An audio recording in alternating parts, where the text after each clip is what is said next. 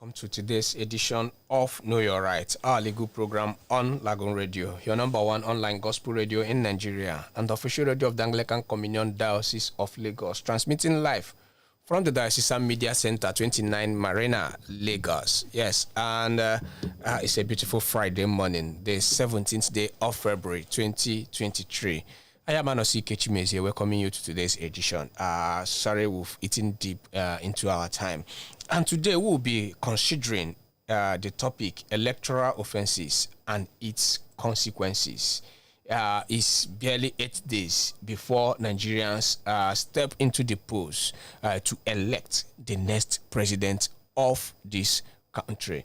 And there have been a lot of crises going on.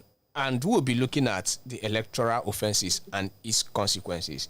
And this morning, we'll have a friend of the house in the studio, Barrister Ebenezer Abata. Barrister, good morning and welcome to the program. Good morning. I sincerely appreciate for the gesture of having me on your program this morning. Okay, let's dive directly into it. Now, Nigerians will be going to the polls on the 25th of February. That's for the presidential election. And over time, we've had these offenses. Firstly, what are these electoral offenses? Okay, the electoral offenses are clearly enunciated or spelled out in the under the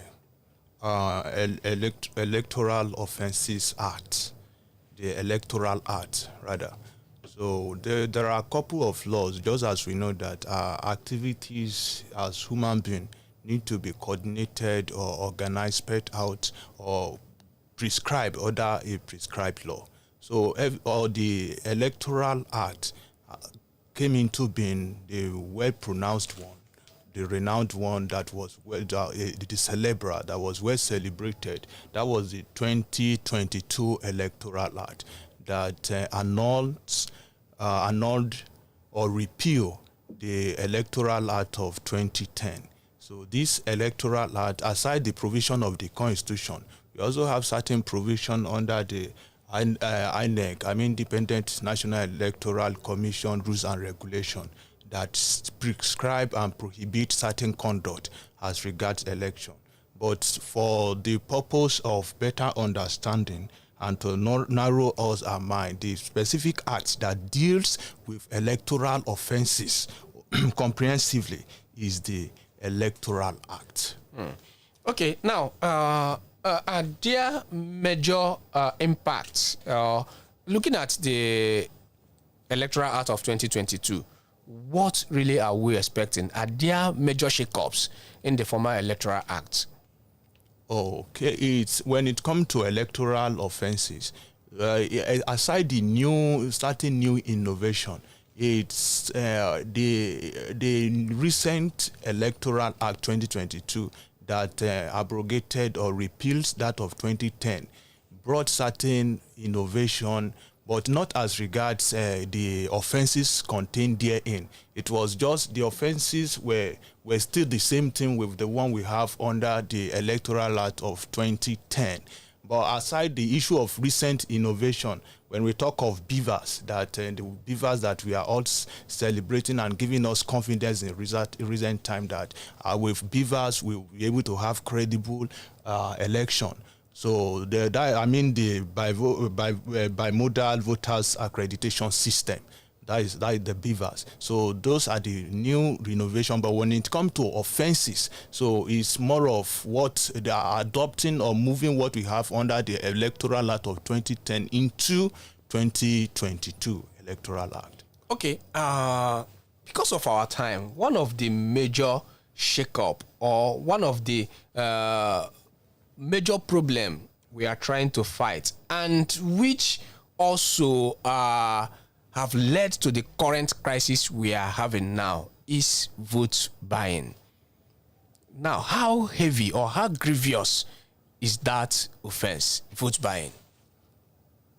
Okay, when it comes to vote buying, so where categorically prohibited under the Electoral Act. So I'll first of all admonish listeners outside there, because there is no way we can do justice to this subject matter in less than an hour. So I will encourage listeners, just as we have stated, the Electoral Act of 2022. You can download it. You can download the soft copy of that act. So under that act, when we are talking of electoral offences, it's contained or stated from section 114 to section 129. So, and it is written in a very plain, simple language, direct language, that can be easily assimilated by the common man. So when it comes to, you said vote buying, when it comes to vote buying, those acts are being prohibited under section 121 of the Electoral Acts, that has to do with bribery and conspiracy. So, and under, you can also look section 127 of the same Electoral Act. Section 127, it also deals with undue influence. So when we are talking of vote buying that has ravaged the system over the year, so that section 121 prohibits even giving gifts, giving loan, promising people at the polling unit, or you shouldn't make such promises. You shouldn't even give any offer. You shouldn't do anything that will influence the discretion of voters one way or the other. So there is something an act become a crime when it's prohibited, and the punishment consequence are clearly stated. If you are found wanting in such act, the Electoral Act prescribe a fine of 500,000 naira thereabout, or 12-month imprisonment. If you are caught buying votes, if you are caught unduly influencing people, even canvassing for vote. Just as the Electoral Act also prescribed that even 24 hours to the election, all campaign activity, you shouldn't be seen. The polling unit where you are to cast your vote is not a place to start advertising. It's a place, I would like to use this word, that it at that point in time is more of a personal activity rather than partnership. The time of partnership during vote campaigning there and there should stop 24 hours before election. So you should just be there with sober reflection on your own to cast your vote in your own discretion, not to do anything to seduce, to influence any other person. So if you are caught in such act, just as I've said, such person is liable to 12-month imprisonment or a fine of 500,000 naira, or both in the alternative. Okay, another problem that have ravaged the electoral system in Nigeria, and a lot of people, political analysts, they have said that if not checked, will also lead us to nowhere. And INEC also, they are promising with the beavers that it will be properly checked. Underage voting. What is the position of the law on the underage voting?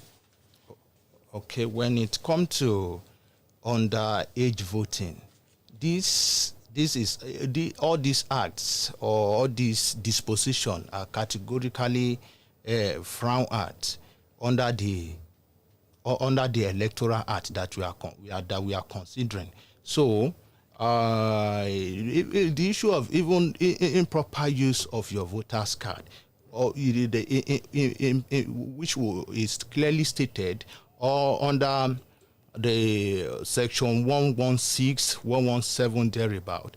Then if you also consider the issue of impersonation and voting when not qualified, that is section 119 of the Electoral Act, impersonation and voting when not qualified. So if an individual that is not qualified, if you are seen to have conspired or to have in one way or the other encouraged an underage voters, such person is also liable under this Electoral Act. So in the first place, those people cannot even have voters card because the INEC system in recent time has a way of expurging or purging out those category of persons. But if you impersonate or even give your voters card to someone or encourage such a misdemeanor under this current electoral act, it can end such an individual upon conviction if 12-month imprisonment, 12-month imprisonment or 500,000 naira fine, or both that will run concurrently. So the Electoral Act categorically and specifically state that impersonation and voting, when not qualified to vote, it will fetch you or bang such an individual, the culprit, if found wanting and convicted on such act, for 12-month imprisonment or 500,000 naira fine in the alternative. Okay, you're still listening to Know Your Rights, our legal program on Lagoon Radio, and we are looking at electoral offenses and its consequences. We'll go on this short break. When we come back, we look at some of the reactions, what people are saying about these electoral offenses, and also the barrister in the house will be giving us answers to that. Keep listening to us. We'll be right back after this break.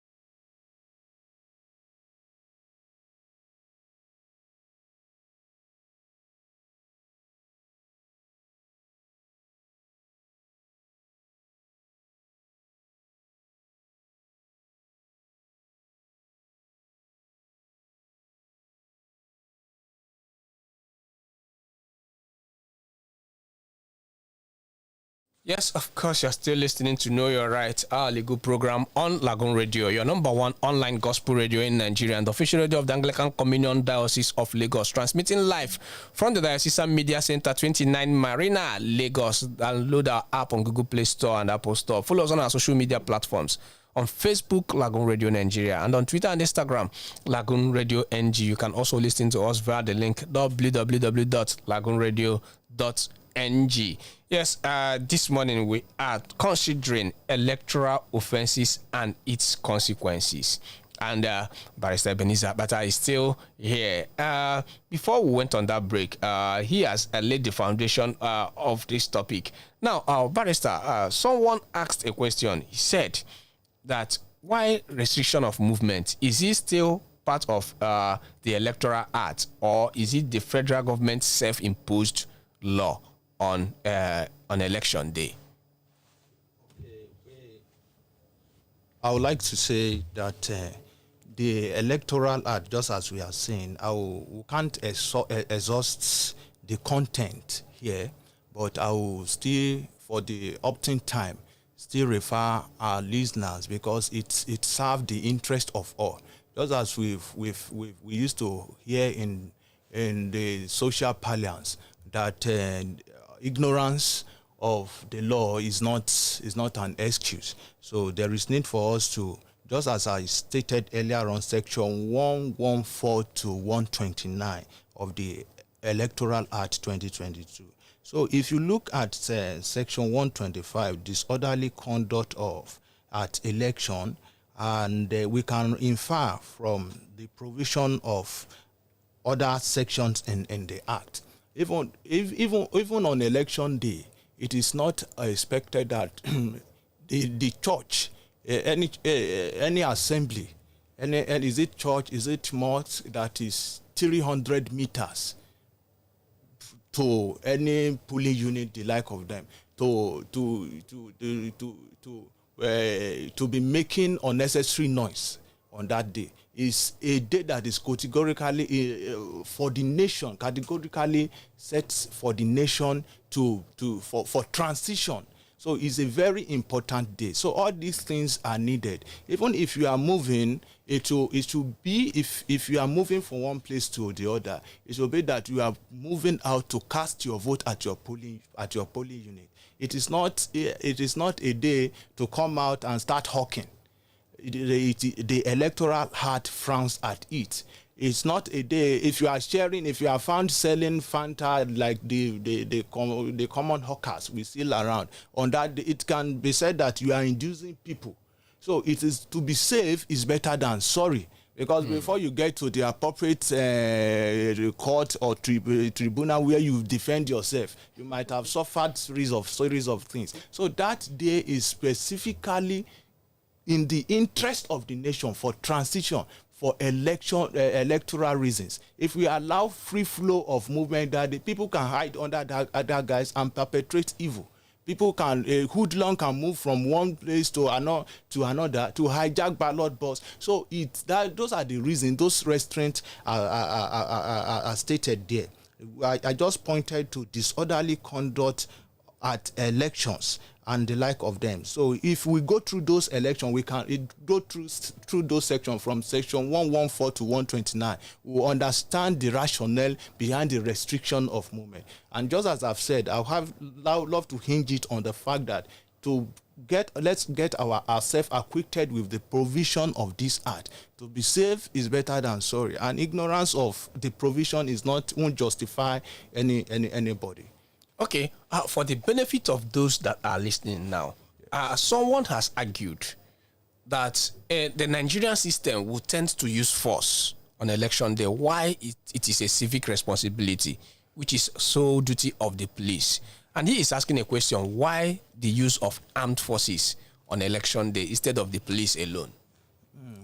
The fact is that and the part of the world that we belong to, we cannot close our eyes to certain facts that even politicians they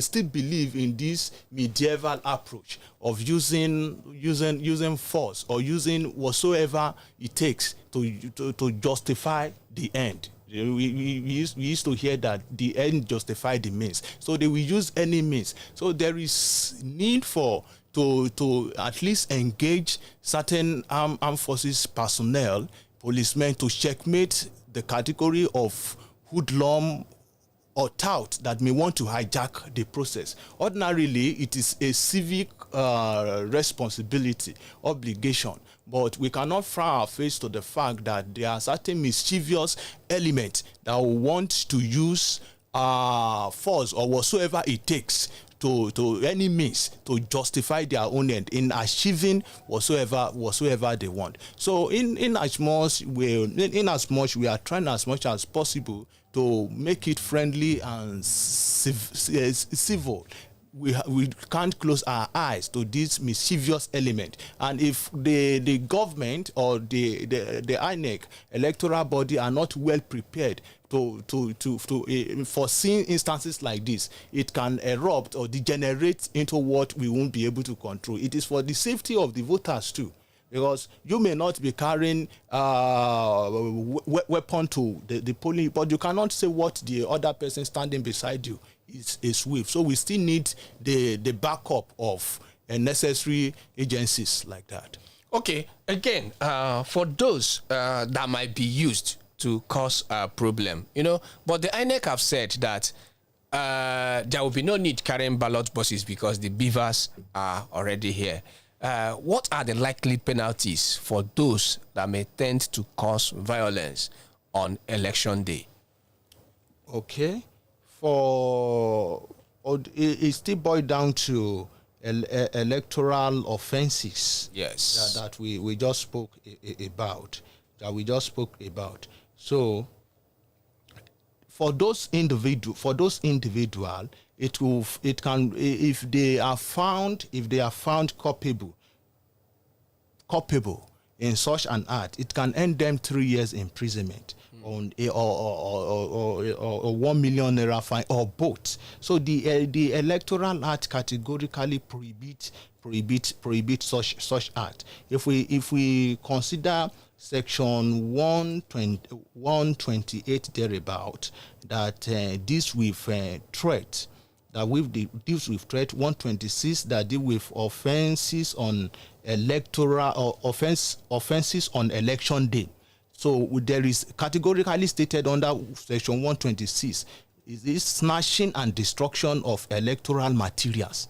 Snatching and destruction of electoral materials. I would like to refer our listeners to Section 126, offenses on election day. Snatching and destruction of electoral material. For such an individual is 24 months imprisonment, jail terms. There is no even option of fine. 2 years. Yes, there is no even option of fine. There is no option of fine. So they need to be very careful. But for other, that is categorically for those that are out there to snatch or destroy electoral materials. It will end them 24 month imprisonment. But if you are there making unguided statement, behaving unruly, it can end you, such an individual, 6 months imprisonment. There is not even an option of fine for those that are out there as hoodlum to perpetuate snatching or destruction of electoral material. It's a serious one. What a serious one. You're still listening to Know Your Right, our legal program on Lagoon Radio. Let's also let's move forward because of our time. But let's look at the other side of it. For INEC officials themselves who are engaged in electoral offenses, what are the consequences for them? Okay, for INEC officials, there is, if you take into, I will, just as I've said, we cannot exhaust these provisions, but I'll refer us to Section 120 that says that deal with the dereliction of duty. Dereliction of duty for an INEC official not to be present at a particular time that he ought to be there without any justifiable reason, or assigning his official function to someone else that is not INEC official, for a polling unit officer. Any act, dereliction of duty, that amount to dereliction of duty. In such instance, it can, if they are found wanting of such act and they are prosecuted upon conviction, it can fetch them 12-month imprisonment. So there is an imprisonment term for it, or a fine of 500,000 naira. So the Electoral Act, just as we've said, it's all encompassing, even down to political parties. Political parties making hate speech, making campaigning based on tribal and religious sentiment, is all encompassing. If you look at Section 97, Section 85, thereabout, 85, 87, it's all encompassing. Each and every, down to political party, down to INEC official, down to an individual, there are punitive measures for any act that is at variance with the conduct expected by the Electoral Act. But for INEC officials, there is a provision under Section 120 that said dereliction of duty. In such instance, if they are found culpable upon conviction, it can fetch them 12 months imprisonment. Okay, another person asked a question also. He said that for electoral offenses to be successful, that the party agents with INEC officials will be a party to it. Now, what is obtainable for individuals? Is this the same thing obtainable to party officials? I just want to know if there are disparities in the consequences, in their penalties. Like you said, someone snatching ballot box 24 months imprisonment. So is it obtainable? Is it higher penalty for party agents? Party agents are not categorically exempted or a provision made for party agent. Party agent is a human being now. Is a human being representing his party, is an individual. Let me put it that way, representing his party. So it still comes down to if a party agent is found of conspiracy, of inducing, his party agent that you induce, unduly influence, his party agent that they will signal another person, signal the third party on how to bribe, how to share this vote buying, this fund. So the party agent is still an individual. So if he's found wanting, he will be arraigned as an individual. He will be charged as an individual. His name will be clearly stated there, charged as an individual. And if he's found culpable, the sanction meant for such conduct will be meted on such an individual. But there is no specific provision for party agent. As we have provision for the political party, we have provision for the political party, for the aspirant, for INEC officials, for individual that is participating in the election. I mean the voters. Okay, let's go on this short break. When we come back, we'll look at the president's resolve for free and fair election and what likely may happen in the 2023 general election. Keep listening to us. It's Know Your Right on Lagoon Radio. We'll be right back.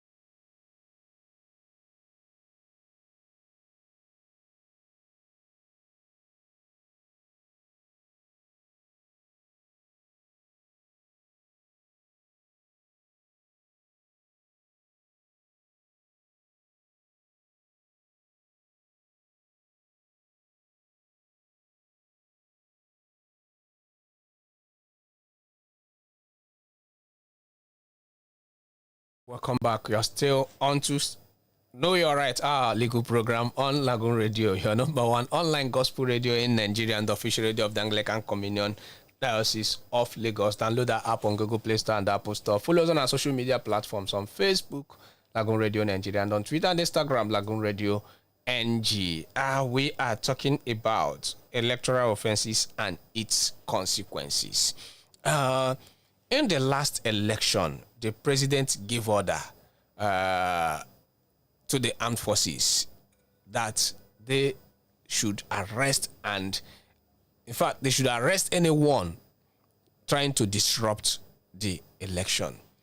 Now, even in the presidential broadcast yesterday, he said one of the policies, one of the reasons for Naira redesign is to curb vote buying.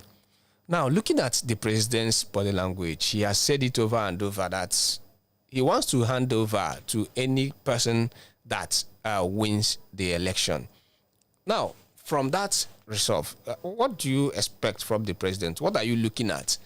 And with that, and some of the bigger political parties are already saying that the Naira redesign is meant for their candidates to lose this election. Now, looking at the presidential broadcast yesterday, a bit of it from what he has said, what are your expectations? Are you are we going to see electoral offenses on the increase, or the Naira redesign will reduce, especially vote buying in the next election? This question is more of my personal opinion and has nothing to do. And I want listeners to take it that way. That is my own personal opinion or view, which I believe I'm entitled to.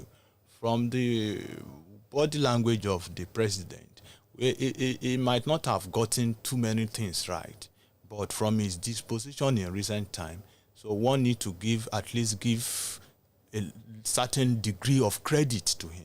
Even asserting to this electoral act that we are discussing in the 2022, that properly introduce the beavers into our electoral processes, into our electoral law. So we have to give credit to him that, to a large extent, of view from a neutral standing point, that he appears to be teaching toward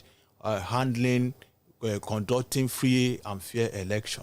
So when we also consider the recent policy or the Naira redesign, one will still be encouraged to say that it is in his plan to at least give us a fair and credible election. If you can see, the matter is before the Supreme Court. The original jurisdiction of the Supreme Court has been invoked. So, and if you see the parties that are challenging this process, this is the party in power. These are the governors that they are in power. I mean, the APC governors and states, the like of them. So one will see that the Fed challenge. Ordinarily, if they have gotten wind of this Naira redesign, I believe some of them or most of them would have kicked against it. But the CBN and the CBN, being an independent body, independent corporation, has power to take certain steps without consultation, to aside taking the leave or the consent of president to a certain degree. So if one could, from my own opinion, one could give credit to the president to a large extent in this regard, in his spirit or his gesture to deliver a free and fair election. So it will, to a large extent, curb vote buying. But because if it won't, we won't see all these court papers that is flying here and there, from the Federal High Court to the Supreme Court. Is because it will affect them, the political class, in one way or the other, those that are used to vote buying. Because if you have done well, I don't see the need that you will be hinging on vote buying to also gain the mandate of the electorate. So it will affect vote buying one way or the other. And I see it from my own point of view that electoral offenses, so we cannot say it will go in its entirety. Some of them will see erupt, but to a large extent, it will reduce the issue of electoral offenses and vote buying. Okay, let me also get your opinion on this. Senior Advocate of Nigeria, Deborah, and Femi Falana, they have said that the presidential broadcast on Naira design is a contempt of court. And as a legal practitioner, what is your own view on that with this scenario, the Supreme Court and the presidential statement on that matter? Indeed, is a contempt of court, is flouting court order, which is very bad for our political or for our democracy. You know, when this the initial status was maintained by the CBN governor, that on the 10th of February will be the deadline or the expiration of the old Naira note being a legal tender. But this position has been challenged, and parties have submitted themselves to the jurisdiction of the court. So the court, has, in its own informed ruling, came up that there should be an extension of time. So the president is expected to to abide with the rule of law is the president, but that party have subjected to themselves to the court. The president was represented in that matter. Some other parties, however, there is contention that certain necessary party were not joined. I don't want to delve into that. CBN, were not joined. I don't want to delve into that. But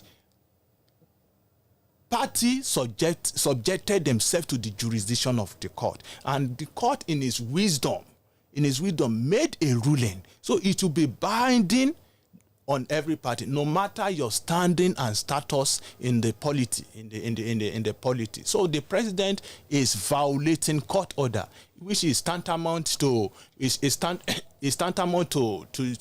contempt of court. So it's not good for our democracy at all. So the fact is that I align myself with the learned Sikh. I align my thought with them. Is contempt of court, which should be frowned at. Okay, we are totally out of time. But what would be your advice to the electorates out there as we hope to march to the polls? My advice to the electorate is that ignorance of these things that we are talking about is not an excuse. They should get themselves acquainted with the provision of the law, so that they will be able to conduct themselves for their own safety. The election will come and go, but it is not in the interest of any electorate to be the victim of the process, because the law will not excuse any conduct that is at variance with the electoral act. Let each and everybody get himself or herself acquainted with the provision or the guiding rules of the election, so that we don't find ourselves victim of electoral offenses. Okay, and that's where we'll leave it this morning on Know Your Rights, our legal program on Lagoon Radio. Thank you, Barrister Ebenezer, for coming on the show this morning. It's my pleasure. And we hope to see you when next we'll call on you. Very well. And thanks to you for listening to the program. The show returns again next Friday, 9:10 a.m. And from me, Anosi Kechimeze, and from our producer, Jennifer, do have a lovely day and enjoy the rest of our programs.